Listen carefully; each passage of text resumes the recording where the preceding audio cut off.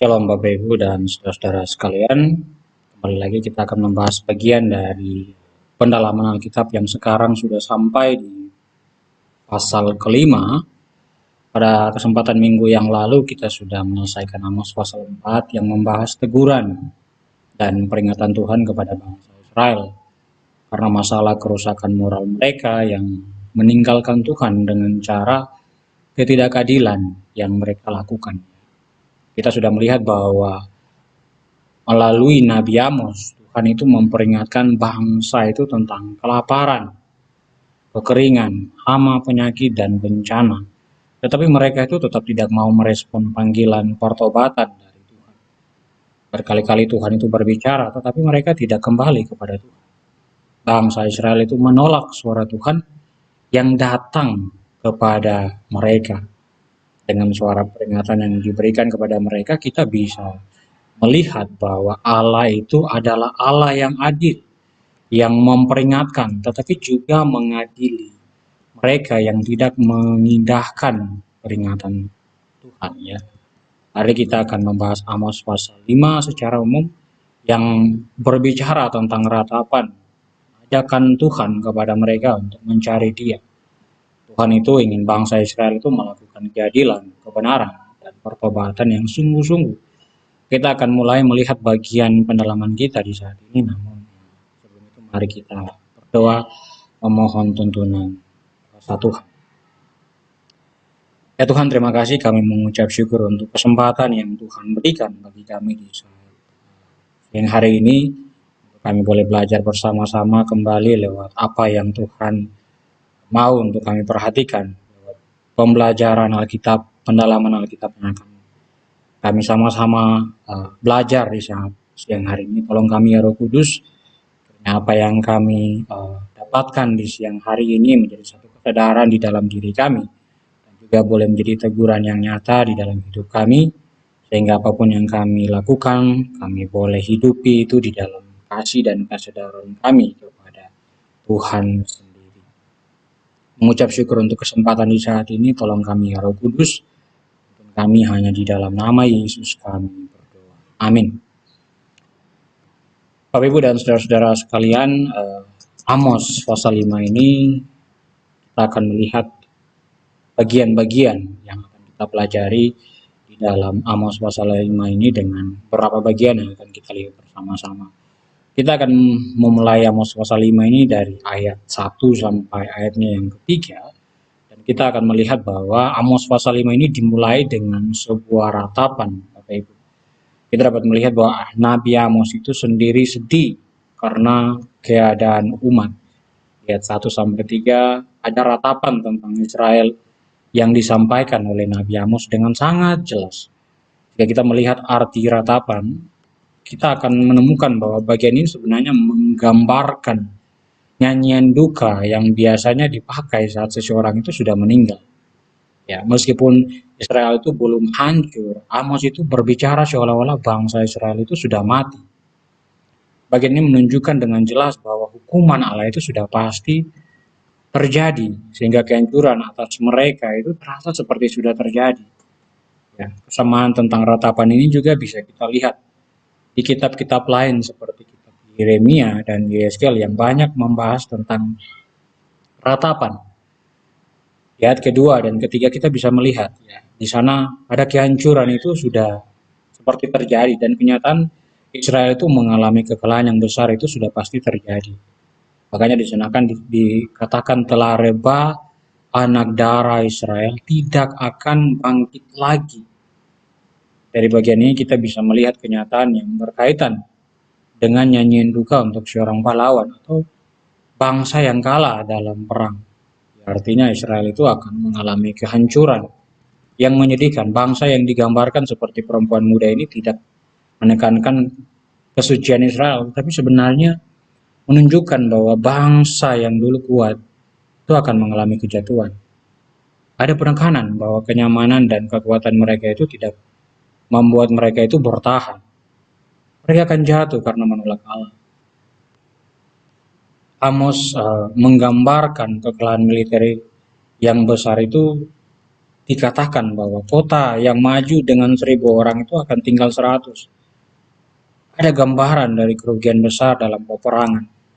Dan semuanya itu bisa dihitung. Bagaimana 1.000 prajurit itu hanya tersisa 100. Dan dari 100 itu tinggal 10 orang. Ya ini berarti 90% pasukan itu akan hilang. Dan kita bisa melihat bahwa sebenarnya ini menunjukkan hukuman Allah kepada mereka. Kita dapat melihat bahwa ini satu bagian dari ketidaktaatan mereka yang membawa penghakiman Tuhan.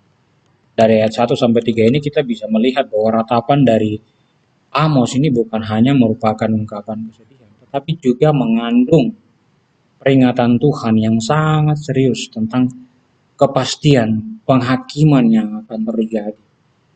Kekuatan dan kesombongan kita sebagai manusia itu pasti akan runtuh jika yang kita banggakan itu hanyalah diri kita sendiri.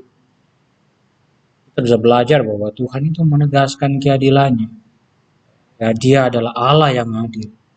Tuhan itu tidak mengabaikan dosa kita umatnya, tetapi Ia memanggil untuk bertobat sebelum penghakiman itu datang. Dan kita bisa melihat melalui ratapan ini kita boleh mengerti bahwa keamanan sejati itu bukan bersumber dari kekuatan kita sebagai manusia, tetapi dari kesetiaan kita kepada Allah. Dan kita boleh melihat kenyataan bahwa dengan ratapan dari Nabi Amos ada satu kesedihan yang mendalam tentang apa yang dilakukan umat Tuhan itu. Dan makanya penghakiman itu Tuhan nyatakan di dalam kehidupan mereka.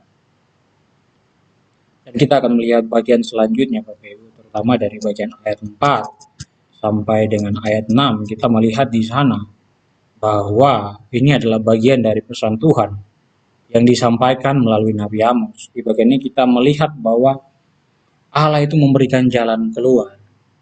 Karena itu Tuhan berkata, carilah aku, maka kamu akan hidup. Ya ini sebenarnya adalah undangan Allah kepada bangsa Israel supaya mereka bertobat dari dosa mereka. Mereka sedang dalam jalan penghukuman Tuhan. Tetapi Tuhan itu belum menutup anugerahnya bagi mereka. Dan mereka masih bisa diselamatkan jika mereka sungguh-sungguh kembali kepada Tuhan. Di sini kita bisa melihat lebih dalam arti dari mencari Tuhan itu sendiri. Mencari Tuhan itu bukan hanya sekedar datang ke tempat ibadah, melakukan ritual keagamaan, atau mempersembahkan korban. Tetapi kembali kepada Allah dengan sungguh-sungguh, meninggalkan dosa dan hidup sesuai dengan petunjuk Tuhan. Kita bisa melihat bahwa yang Tuhan tekankan itu adalah panggilan untuk berbalik dari dosa mereka, untuk meninggalkan berhala-berhala mereka. Tuhan ingin umat itu kembali kepada perjanjian dan hidup di dalam ketaatan berdasarkan apa yang ditetapkan oleh Tuhan itu sendiri. Agar umat itu bisa hidup terhindar dari hukuman Allah dan hubungan mereka itu bisa dipulihkan. Namun ironisnya Bapak Ibu, kita bisa melihat sepanjang sejarah umat Allah itu lebih sering menggantungkan kepercayaan mereka untuk mencari bantuan dari sesuatu yang bukan Allah daripada mencari Allah itu sendiri. Ya ini adalah sebuah ironi. Ya. Mereka mencari kekuatan politik, keamanan militer, kemakmuran ekonomi, dan ritual agama, tetapi sebenarnya tidak mencari Tuhan dengan hati mereka yang tulus. Kita bisa melihat bahwa Tuhan itu memperingatkan mereka juga di ayat kelima, bahwa mereka jangan mencari Betel, Gilgal, atau Beersheba. Kenapa bisa demikian? Padahal tempat-tempat ini adalah tempat yang penuh dengan perjumpaan dengan Tuhan di masa lalu. Jadi katakan di sana, janganlah kamu mencari Betel, jangan pergi ke Gilgal, atau jangan menyeberang ke Beersheba. Padahal ketiga tempat ini terkenal sebagai pusat ibadah. Betel adalah pusat ibadah umat Tuhan. Ya. Tetapi masalahnya di sana ada penyembahan anak lembu emas. Ibadah itu bercampur dengan penyembahan berhala. Mereka merasa dekat dengan Allah karena datang ke Betel. Padahal kenyataan hati mereka itu jauh dari Tuhan. Gilgal memiliki sejarah yang penting bagi umat Tuhan. Dalam Alkitab, Gilgal itu disebut sebagai tempat pertama bangsa Israel itu berkemah setelah menyeberangi sungai Yordan. Ketika kita baca di dalam kitab Yosua 4, 5, kita akan menemukan bahwa di Gilgal itu sunat diperbarui bagi seluruh laki-laki Israel yang lahir di padang gurun. Di Gilgal juga fakta-fakta menegaskan pentingnya Gilgal ada tentang Paskah yang diselenggarakan pertama kali di sana ketika umat itu masuk tanah perjanjian. Ya, fakta-fakta ini menegaskan pentingnya Gilgal itu sebagai simbol awal perjalanan rohani dan ketaatan umat kepada Allah, ya. Namun ironisnya di sini kita melihat Tuhan itu sendiri melarang umat itu untuk tidak pergi ke sana. Sebuah ironi. Dan Berseba juga memiliki sejarah yang panjang sejak zaman Abraham, Ishak, dan Yakub. Dalam Alkitab, Berseba itu disebut sebagai tempat Abraham membuat perjanjian dengan Abimelek. Dan di sana Abraham itu menanam pohon tamarika sebagai tanda kesetiaan kepada Tuhan. Kita bisa melihat itu di Kejadian 21. Ishak juga membangun kejadian dan membangun mesbah dan memanggil nama Tuhan di Berseba. Yakub sebelum pergi ke Mesir mempersembahkan korban di Berseba dan menerima penglihatan dari Tuhan. Di Kejadian 26 dan 46 kita bisa melihat hal itu. Berseba ini kemudian menjadi salah satu pusat ibadah penting bagi umat Israel. Sehingga banyak orang Israel itu mencari, lalu melakukan perjalanan ziarah ke Berseba karena dianggap sebagai tempat suci yang penuh dengan sejarah iman. Namun Tuhan itu menegaskan dengan jelas bahwa tempat yang punya sejarah rohani yang besar itu tidak menggantikan hubungan yang benar dengan Allah. Peringatan ini juga berlaku bagi kita yang hidup sekarang dan mengaku percaya kepada Tuhan. Ini mengingatkan kita bahwa kegiatan gereja itu tidak selalu berarti kita itu dekat dengan Tuhan. Mengetahui Alkitab itu tidak otomatis membuat kita hidup benar. Dan tradisi rohani kita itu tidak otomatis berarti kita mengasihi Allah. Dan ini peringatan nyata bagi kita hari ini mempertanyakan realitas hidup kita di hadapan Tuhan. Ini juga menyadarkan kita bahwa tidak ada tempat atau sistem agama atau tradisi yang dapat melindungi manusia itu dari keadilan Tuhan. Jika kita tidak bertobat dari dosa kita. Di ayat 6 kita bisa melihat kembali bahwa Tuhan itu mengulangi seruannya di sana. Yang sebenarnya menunjukkan kepada kita, ya, bahwa Tuhan itu mengajak umatnya untuk kembali bertobat kepada Dia. Ini menunjukkan kehancuran penghakiman Tuhan jika mereka menolak untuk bertobat. Maka hukuman Allah itu akan datang dan tidak ada manusia yang bisa menghentikan apa yang Tuhan rencanakan. Tidak ada tempat suci yang bisa melindungi mereka. Satu-satunya jalan bagi mereka adalah bertobat. Carilah Tuhan, maka kamu akan hidup. Dari bagian ini kita bisa melihat bahwa Allah itu masih memberi kesempatan untuk bertobat. Dan kita bisa menyadari bahwa hubungan dengan Allah itu lebih penting daripada ritual agama. Tidak ada tempat suci yang bisa menjamin keselamatan. Sesungguhnya hubungan yang benar itu adalah ketika kita berelasi dengan Allah dan setia kepada apa yang ditetapkan oleh Tuhan itu sendiri. Dan ini menjadi satu teguran dan peringatan bagi kita yang hidup di hari ini untuk terus mempertanyakan ibadah kita kepada Allah. Dan kita bisa menyadari itu di dalam hidup kita. Dan bagian selanjutnya akan kita lihat tentu saja dari ayat 7 sampai dengan ayatnya yang ke-13. Bapak Ibu dan saudara-saudara sekalian, bagian ini sebenarnya menjelaskan mengapa Allah itu memanggil Israel untuk bertobat. Masalah utamanya bukan hanya pada ritual mereka yang salah, tetapi juga pada kenyataan tentang kehidupan sosial umat itu yang penuh dengan ketidakadilan dan korupsi. Di ayat ke-7 kita bisa melihat bagaimana keadilan itu bisa diubah. Ngeri, ya. Kita bisa melihat bahwa Tuhan itu marah atas tindakan ini. Hai kamu yang mengubah keadilan menjadi ibu dan yang menghempaskan kebenaran itu ke tanah. Bagaimana bisa keadilan itu diubah menjadi ibu? Ini adalah simbol kepahitan, racun, dan kerusakan moral umat. Ini adalah tanaman yang biasanya rasanya sangat pahit, bahkan bisa beracun. Ini menggambarkan keadilan yang seharusnya manis itu dan memberi kehidupan telah berubah menjadi sesuatu yang pahit.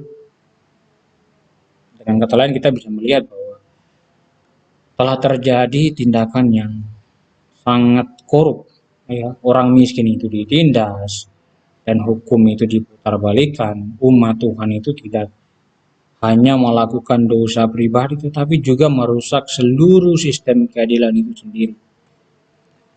Makanya kalau kita lihat di dalam perjanjian lama, keadilan itu sebenarnya adalah bagian yang berkaitan dengan pemerintahan Allah. Keadilan dan kebenaran itu sering disebut bersama sebagai dasar pemerintahan Allah. Kalau kita baca di Mazmur 89 dan juga di Yesaya 56 ayat 1, di Mazmur 89:15 di sana dikatakan bahwa keadilan dan hukum adalah tumpuan tahtamu, kasih dan kesetiaan berjalan di depan. Yesaya 56 ayat 1, beginilah firman Tuhan, taatilah hukum dan tegakkanlah keadilan. Sebab sebentar lagi akan datang keselamatan daripadaku dan keadilanku akan dinyatakan. Dan kita juga bisa melihat sebelum masuk ke tanah perjanjian, Tuhan itu memperingatkan umat bahwa mereka harus hidup dalam keadilan dan kebenaran Tuhan. Keadilan itu berarti bahwa setiap orang itu harus diperlakukan dengan adil dan benar. Sedangkan kebenaran itu berarti hidup sesuai dengan kehendak dan perintah Allah. Makanya sebelum umat itu masuk ke tanah perjanjian, Tuhan itu memperingatkan mereka bahwa mereka itu harus hidup mengejar keadilan. Dan di dalam Mika juga kita bisa melihat bahwa Tuhan memerintahkan bahwa apa yang dituntut Tuhan itu selain daripada berlaku adil dan mencintai kesetiaan dan hidup dengan rendah hati di hadapan Allah. Di Mika 6 ayat 8. Semua ini, bagian ini sebenarnya menekankan bahwa Allah itu menginginkan bangsa Israel itu menegakkan keadilan dan hidup dengan kebenaran itu sebagai bukti nyata iman mereka di hadapan Tuhan. Kalau di ayat 8 kita bisa melihat bahwa ada penghormatan kepada Allah sebagai bentuk penghormatan. Ya. Di ayat 8 kita bisa melihat bahwa ada penghormatan kepada Allah setelah teguran dosa umat. Pertanyaannya, kenapa Nabi Amos itu tiba-tiba berbicara tentang kebesaran Allah? Apa yang ditunjukkan? Sebenarnya Amos ingin menekankan kepada mereka bahwa mereka perlu mengingat apa yang mereka tinggalkan, yaitu Allah Israel, pencipta alam semesta. Dia adalah yang telah membuat bintang Kartika dan Belantik. Dua bintang ini, yaitu Pleiades dan Orion, dalam dunia kuno itu dianggap sebagai benda-benda yang memiliki kekuatan ilahi. Tetapi Nabi Amos itu mengatakan bahwa Allah itu adalah yang menciptakan kedua bintang ini. Allah yang menciptakan terang, Allah yang mengendalikan gelap, menguasai siang dan malam, yang mengatur laut dan bumi. Tuhan itulah yang menciptakan semuanya. Apa yang bisa kita lihat adalah bahwa Allah itu menciptakan segala sesuatu, juga dia sanggup untuk menghakimi mereka. Kita bisa melihat bahwa walaupun orang-orang itu mendengar pesan Tuhan, mereka itu tetap tidak peduli dengan apa yang Tuhan katakan. Mereka benci orang yang berkata jujur. Itu sebabnya di ayat yang ke-10 kita bisa melihat di sana bahwa kebenaran itu disampaikan dengan jelas. Di sana dikatakan bahwa bangsa itu membenci orang yang mengatakan kebenaran di pintu gerbang. Mereka benci kepada yang memberi teguran di pintu gerbang.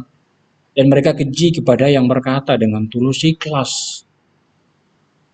Bapak Ibu, pintu gerbang itu pada saat itu bukan hanya tempat masuk, tetapi juga tempat para tua-tua itu berkumpul. Urusan hukum itu diputuskan dan pengadilan itu diadakan. Mengapa ini menjadi masalah? Kita bisa lihat sebenarnya mereka itu membenci hakim yang jujur, saksi yang jujur, orang yang berani menegur dosa. Karena orang-orang ini mengganggu mereka yang berbuat jahat. Ini gambaran yang sangat rusak dan menyedihkan tentang hidup manusia, hidup yang rusak. Orang jahat itu dihormati, tetapi orang benar itu dibenci. Sebuah kenyataan yang pahit. Makanya di ayat 11 kita bisa melihat ya, ketidakadilan itu terjadi di sana, di mana orang kaya itu menindas orang lemah. Mereka yang kaya itu memakai hak dan semua yang mereka punya untuk menindas orang miskin. Tapi kita melihat di sana Allah itu berjanji untuk menghukum mereka yang melakukan ketidakadilan. Rumah yang mereka bangun tidak akan mereka tempati. Kebun anggur yang mereka tanam itu tidak akan mereka nikmati. Sebab itu karena kamu yang menginjak orang-orang lemah dan mengambil pajak gandum daripadanya. Sekalipun kamu telah mendirikan rumah-rumah dari batu pahat, kamu tidak akan mendiaminya. Sekalipun kamu telah membuat kebun anggur yang indah, kamu tidak akan minum anggurnya. Tuhan sudah berkata. Ini mengingatkan kita bahwa usaha tanpa keadilan itu bisa membawa manusia jauh dari keadilan. Kita bisa sadar bahwa tidak semua keberhasilan itu adalah berkat dari Tuhan itu. Mereka itu yang berbuat tidak adil itu pasti akan dihukum Allah. Tuhan tahu bahwa dosa perbuatan mereka yang membuat orang benar itu menderita. Makanya di ayat 12 kita bisa melihat bentuk dosa mereka. Sebab aku tahu bahwa perbuatanmu yang jahat banyak dan dosamu berjumlah besar. Hai kamu yang menjadikan orang benar terjepit, yang menerima uang suap, dan yang mengesampingkan orang miskin di pintu gerbang. Kita bisa melihat bentuk-bentuk dosa mereka. Menindas orang benar, menerima suap, dan menghalangi orang miskin mendapat keadilan. Semuanya adalah tindakan kejahatan yang serius. Itu sebabnya Tuhan itu berkata bahwa dia tahu apa yang mereka lakukan. Karena Tuhan peduli pada mereka yang lemah. Allah itu selalu membelah yang tertindas. Dan karena kejahatan itu semakin besar, orang bijak itu memilih untuk tidak membuka mulut atau diam, memilih untuk berdiam. Makanya di ayat 13 kita melihat di sana bahwa orang yang bijaksana saat itu akan diam karena banyaknya kejahatan. Sebab itu orang yang berakal budi akan berdiam pada waktu itu. Kenapa mereka berdiam? Mereka diam bukan karena setuju dengan kejahatan, tetapi karena kejahatan itu sudah terlalu besar dan orang-orang itu sudah rusak. Kebenaran itu ditolak, teguran itu diabaikan. Orang benar itu dibenci. Situasinya itu sangat buruk. Sehingga berbicara itu kadang hanya membuat kekerasan ya. Karena saat itu memang jahat. Kita bisa sadar bahwa ketika kejahatan itu sudah biasa, kebenaran itu pasti akan dianggap sebagai musuh. Bapak dan saudara sekalian, kita bisa melihat bahwa dalam ayat 7 sampai 13 ini kita bisa diberikan satu gambaran tentang keadilan yang rusak. Orang Israel itu telah melupakan kebesaran Allah. Mereka membenci kebenaran, mereka hidup dalam kesenangan diri, memperkaya diri, dan menindas orang miskin. Tetapi Allah itu tahu semua perbuatan mereka. Kita bisa belajar hari ini, Bapak Ibu, bahwa ibadah yang benar itu tidak bisa dilepaskan dari keadilan dan kebenaran Allah. Allah itu tidak melihat apa yang terjadi di tempat ibadah. Tetapi Allah itu juga melihat bagaimana kita itu memperlakukan sesama kita dalam kehidupan sehari-hari. Kalau kita melihat selanjutnya, bagian selanjutnya yang bisa kita belajar, yaitu Bapak Ibu di ayat 14 sampai dengan ayatnya yang ke-17. kita bisa melihat di mana bagian ini itu merupakan kelanjutan dari ajakan Tuhan kepada umat untuk bertobat. Setelah di bagian sebelumnya kita bisa melihat bagaimana kita dilihatkan bagaimana bagian dari dosa-dosa Israel dan Allah itu menunjukkan kesalahan yang mereka lakukan. Sekarang kita bisa melihat bahwa Tuhan itu mengatakan apa yang harus mereka lakukan dan apa yang akan terjadi jika mereka tetap mengeraskan hati untuk tidak bertobat. Dikatakan di ayatnya yang ke-14, carilah yang baik dan jangan yang jahat, supaya kamu hidup. Di ayat 14 kita melihat seruan untuk mencari kebaikan. Kenapa di bagian ini kita perlu melihat apakah yang baik itu kita selalu mendatangkan kehidupan di dalam hidup kita. Kalau kita kembali melihat ayat keempat, kita akan melihat bahwa Tuhan itu menyatakan kebenaran ya, kepada umat agar mereka itu mencari Dia. Namun di sini kita melihat bahwa sekarang Tuhan berkata carilah yang baik. Kedua bagian ini sebenarnya tidak bisa dipisahkan karena mencari Allah yang benar itu akan selalu menghasilkan kehidupan yang baik dan benar. Kita tidak bisa mengatakan hari ini bahwa kita sudah mencari Tuhan, tetapi cara hidup kita tidak sesuai dengan keadilan dan kebenaran Allah. Kita mencintai ketidakadilan, kita menipu demi mencari keuntungan, menindas orang lain karena merasa memiliki kuasa, dan tentu saja hidup dalam kejahatan yang kita perbuat. Mencari Allah selalu terlihat dalam perubahan sikap dalam hidup kita. Supaya kita dapat hidup, kita perlu mencari Allah dan berelasi dengan Tuhan itu sendiri.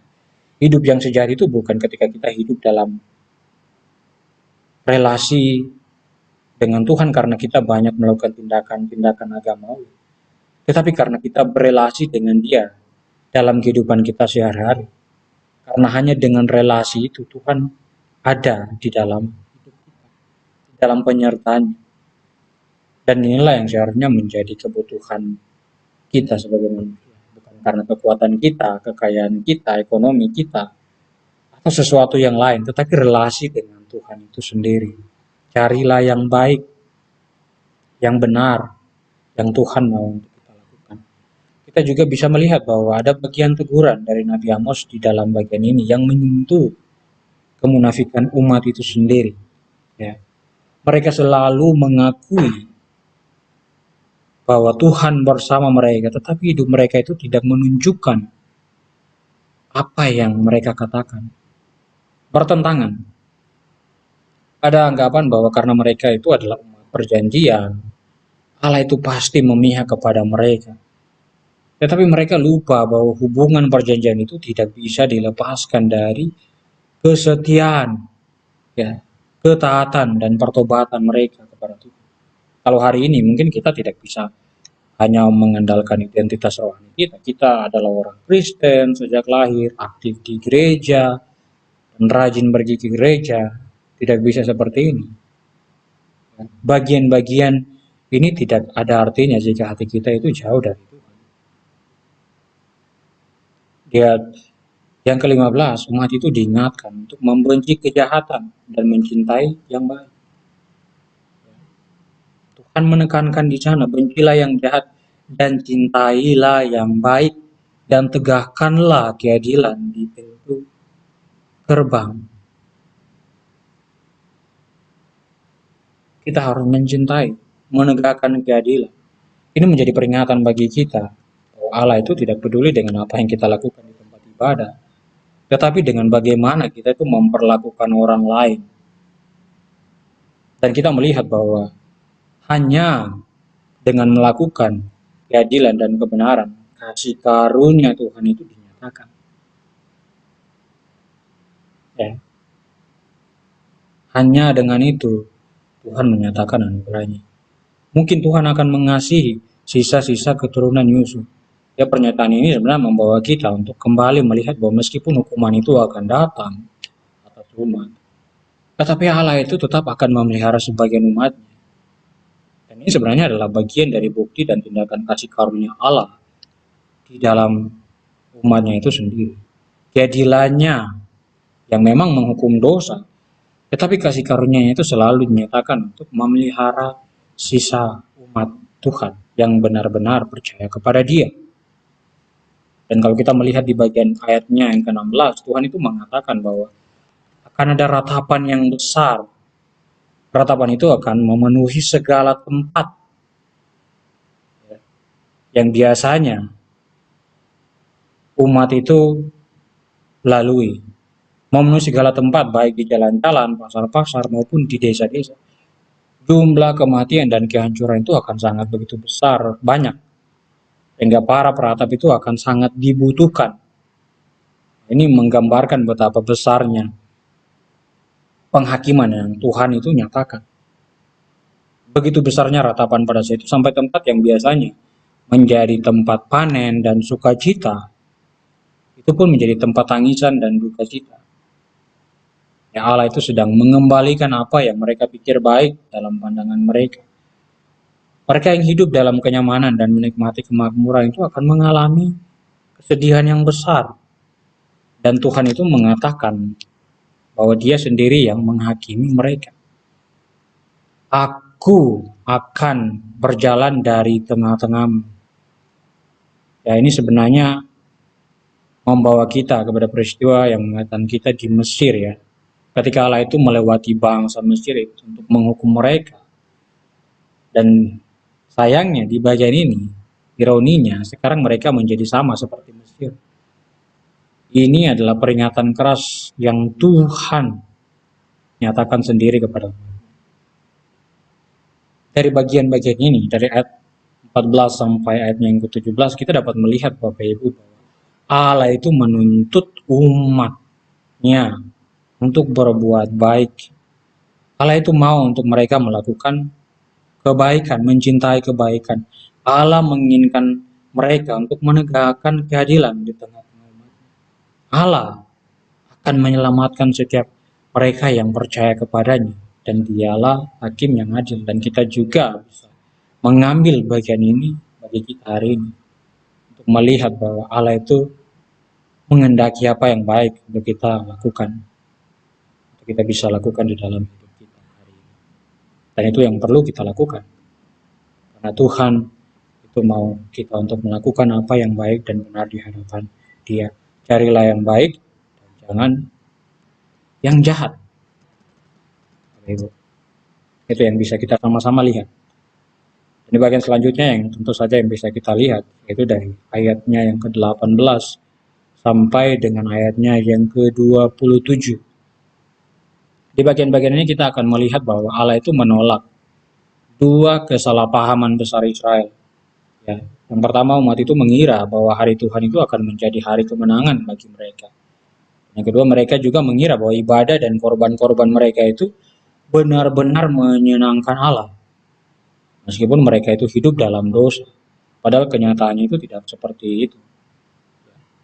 Di ayat 18 sampai 20, kita melihat bahwa penghakiman itu diumumkan kepada mereka yang menginginkan hari Tuhan. Hari itu bukanlah hari yang menyenangkan, tetapi hari yang menakutkan. Dikatakan di sana, di ayat yang ke-18, celakalah mereka yang menginginkan hari Tuhan. Apa gunanya hari Tuhan itu bagimu? Hari itu kegelapan, bukan terang. Pertanyaan di sini, kenapa mereka begitu menginginkan hari Tuhan? Mereka pikir bahwa menunggu hari Tuhan itu berarti Allah akan membantu mereka, menghancurkan musuh-musuh mereka. Mereka akan menang, dan Allah pasti membelah mereka, karena mereka adalah umat pilihannya. Tetapi ada perubahan yang keras di sana, bahwa mereka salah paham. Hari Tuhan itu bukan hanya hukuman bagi bangsa-bangsa lain, tapi juga bagi mereka. Hari itu adalah hari hukuman bagi mereka yang hidup di dalam dosa. Hari itu akan menjadi kegelapan bagi mereka. Ada hukuman Tuhan di sana. Ada kesedihan, kehancuran, dan kemarahan Allah yang nyata. Tidak ada tempat bagi mereka untuk melarikan diri. Dan kita bisa melihat di ayat 19, kita melihat Amos itu menggunakan gambaran yang sangat hidup. Lari dari singa bertemu dengan beruang, masuk ke rumah digigit oleh ular. Satu keadaan yang menggambarkan bahwa mereka itu tidak dapat lari dari penghakiman Allah. Seringkali sebagai manusia kita tuh berpikir bahwa uang itu dapat menyelamatkan kita. Apa yang kita miliki dalam hidup seperti jabatan itu bisa melindungi kita. Dan kita juga berpikir bahwa agama itu menjadi tempat aman bagi kita untuk menjadi tempat persembunyian. Bahwa agama itu bisa menjadi tempat aman. Menjadi tempat kita untuk bersembunyi.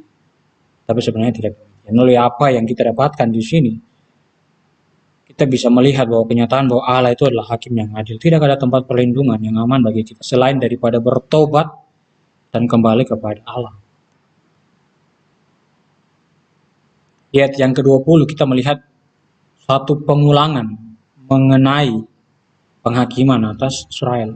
Ada penekanan bahwa pentingnya peringatan mendengarkan penghakiman. Ya. Mereka perlu berhenti beranggapan bahwa karena mereka adalah umat pilihan, maka Allah itu pasti memihak kepada mereka. Bukan terang yang mereka dapatkan, tetapi kegelapan. Allah itu menekankan bahwa Dia menolak mereka. Allah akan menghakimi mereka berdasarkan kebenarannya. Bukankah hari Tuhan itu kegelapan dan bukan terang, kelam kabut dan tidak bercahaya? Bukan terang yang mereka dapatkan, tetapi kegelapan. Allah menghakimi mereka berdasarkan apa yang telah ditetapkannya. Ayat 21 sampai 23 kita bisa melihat satu kebenaran, ya, bahwa penolakan yang nyata dari Allah atas umat itu terjadi. Di bagian ini kita bisa melihat bahwa Israel itu masih beribadah, mereka itu masih mempersembahkan korban, mereka masih menyanyikan nyanyian-nyanyian pujian, mereka masih merayakan hari keagamaan mereka. Tetapi Tuhan itu sendiri berkata bahwa Dia telah menolak apa yang mereka lakukan. Tuhan itu benci semua yang mereka lakukan. Tuhan bahkan mengatakan bahwa Dia itu membenci dan menghinakan semua yang mereka lakukan. Allah telah menolak ibadah mereka dengan kebencian yang mendalam. Pertanyaannya, kenapa bisa demikian? Karena mereka itu hanya melakukan semuanya itu tanpa pertobatan yang sungguh-sungguh. Ibadah mereka itu sesungguhnya hanyalah sebuah ritual. Mereka bisa bernyanyi kepada Allah, tetapi penindasan terhadap orang miskin itu masih mereka lakukan. Mereka datang ke tempat ibadah, tetapi kehidupan mereka itu dipenuhi dengan tindakan ketidakadilan yang nyata. Masalahnya bukan pada apa yang mereka lakukan, yaitu korban-korban, tapi pada masalah hati nurani mereka itu sendiri. Dari sini kita bisa belajar bahwa Allah itu tidak hanya melihat apa yang dipersembahkan, tetapi siapa yang mempersembahkan dan cara bagaimana orang itu hidup. Lagu-lagu nyanyian yang mereka naikkan itu hanya menjadi kebisingan. Biasanya kalau kita melihat bahwa nyanyian itu adalah pujian, sesuatu yang indah gitu ya. Tetapi di sini kita bisa melihat bahwa Allah itu menganggap semua itu hanyalah kebisingan. Kita bisa bayangkan hari ini kalau ada orang lain yang setiap hari Minggu mungkin menyanyi gitu ya, dengan suara yang sangat merdu dan sangat bagus. Tetapi sepanjang minggu hidup itu mereka melalui dengan cara-cara yang jauh dari apa yang disebut dengan keadilan dan kebenaran. Itulah yang sama yang kita bisa lihat pada bagian yang ditekankan oleh Nabi Amos, teguran Tuhan. Di ayat 24 kita bisa melihat bahwa ini sebenarnya bisa menjadi ayat kunci dari seluruh bagian ini. Dikatakan di sana, tetapi biarlah keadilan itu bergulung-gulung seperti air, dan kebenaran itu seperti sungai yang selalu mengalir. Kita bisa melihat bahwa ini adalah salah satu bagian kunci untuk memahami apa yang Allah katakan. Kita bisa melihat bahwa Allah itu tidak mencari ritual yang kosong.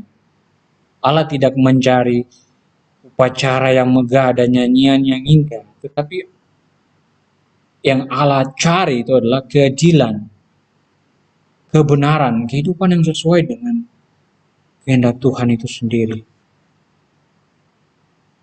Gambaran dari sungai yang mengalir dalam bagian ini, kita bisa melihat bahwa ini membawa kita pada keadaan dari situasi pada saat itu yang mungkin banyak sungai-sungai kecil yang mengalir itu hanya terjadi pada saat musim hujan.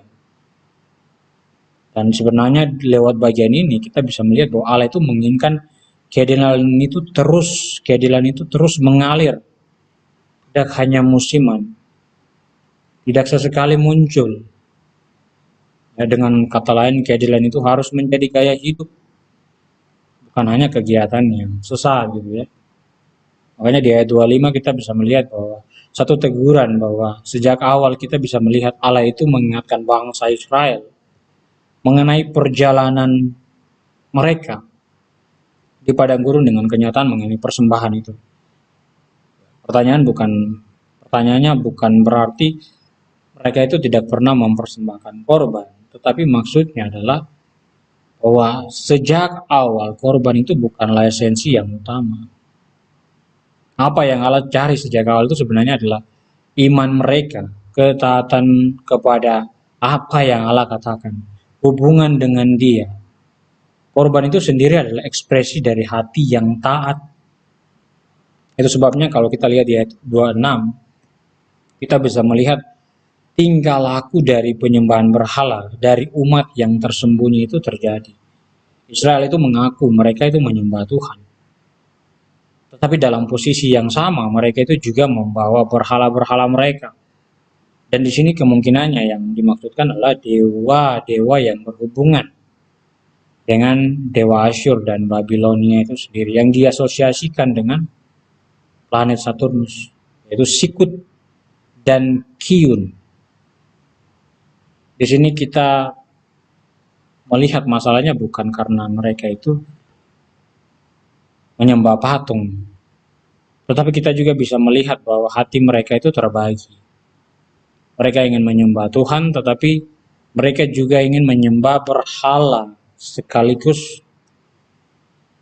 Dan ini masalah, dan juga adalah sebuah yang sebenarnya adalah sebuah ejekan bagi mereka ya. Dalam perjanjian lama kita bisa melihat bahwa manusia itu dapat membuat patung, mengangkat patung itu sebagai ilah mereka, mengatakan bahwa inilah Allah gitu, inilah ilah gitu.